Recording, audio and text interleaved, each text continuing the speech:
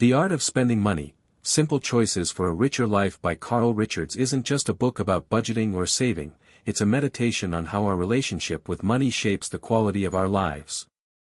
Rather than framing money as a scarce resource to hoard, Richards reimagines it as a tool for designing a meaningful life. Through personal anecdotes, accessible insights, and gentle but firm challenges to cultural norms, he invites readers to become intentional about how they spend, not just their money, but their time, attention, and energy.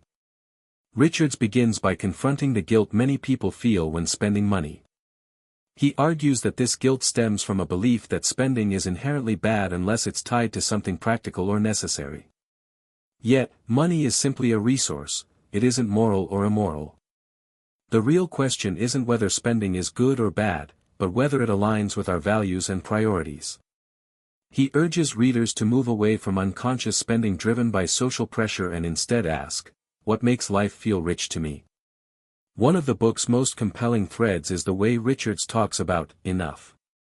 He explains that many people are stuck in a perpetual loop of wanting more, believing that happiness lies just beyond the next purchase, promotion, or financial milestone. But this mindset keeps satisfaction always out of reach. Through stories of clients and friends, he illustrates how identifying what is enough can become a powerful form of financial liberation. When we define enough, we gain clarity on what deserves our money, and what doesn't. Richards doesn't shy away from the emotional complexity of money. He explores how fear, shame, and ego often dictate financial choices, causing people to spend to impress, to soothe, or to escape. He reminds us that we all make mistakes, and self-compassion is essential to building a healthier relationship with money. Through this lens, spending becomes less about performance and more about honesty. What matters isn't the size of the transaction, but the authenticity of the intention behind it.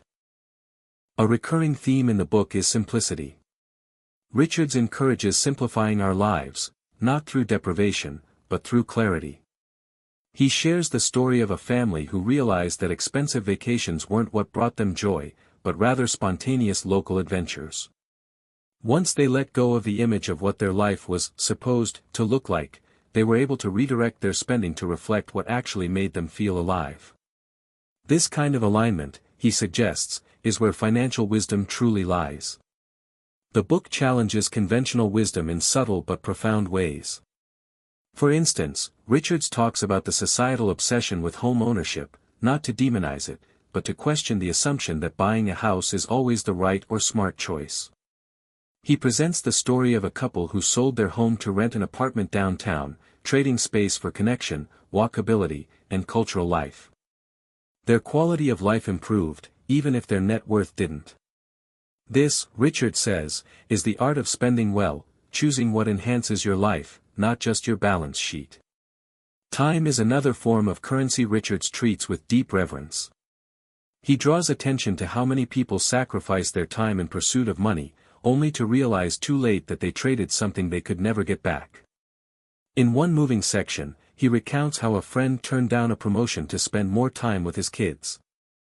While the decision puzzled colleagues, it was, for that friend, a deeply satisfying use of his financial freedom, to buy back his time. Richards also explores the idea of spending as storytelling. Every dollar we spend tells a story about who we are and what we value. Rather than seeing spending as a purely transactional act, he encourages readers to see it as expressive. Are we telling the story of status, or of curiosity? Are we choosing comfort, growth, connection, or escape? Money becomes a language we speak every day, whether consciously or not. Throughout the book, Richards weaves in examples of small, intentional choices that create disproportionate joy. He highlights how something as modest as a weekly dinner with friends or hiring help to free up time can vastly improve life quality. He champions spending on things that deepen relationships, foster creativity, or provide rest. These are the overlooked investments that often bring the highest returns, not in dollars, but in fulfillment. He also urges readers to regularly reflect and reassess. Life changes, and so do values. What felt worth spending on a decade ago might not hold the same value today. Rather than locking ourselves into rigid financial ideologies, Richards advocates for flexibility. This kind of periodic recalibration helps ensure that our money habits evolve with us, rather than becoming outdated routines. One of the book's quiet strengths is how it reclaims the joy of spending.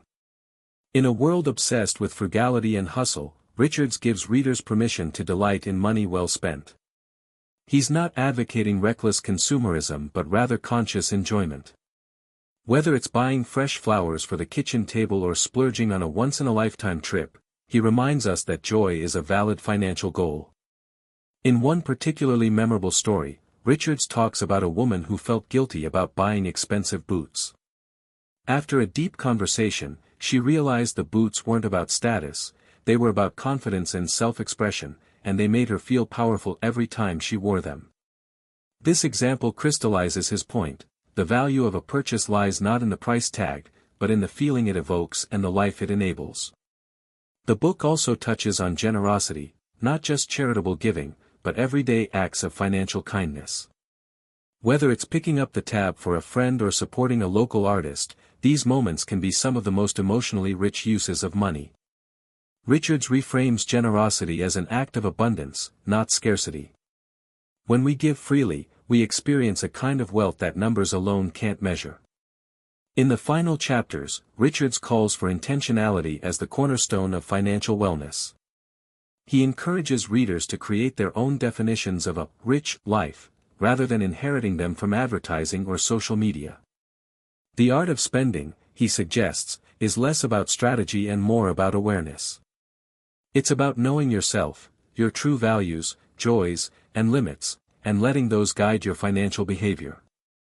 By the end of the book, Richards has offered not just advice, but a new mindset. Money, in his view, isn't the point of life, it's a means to create a life that feels worthwhile. The art lies not in having more, but in spending better. And spending better starts when we stop asking, "What should I buy?" and start asking, "What do I really care about?"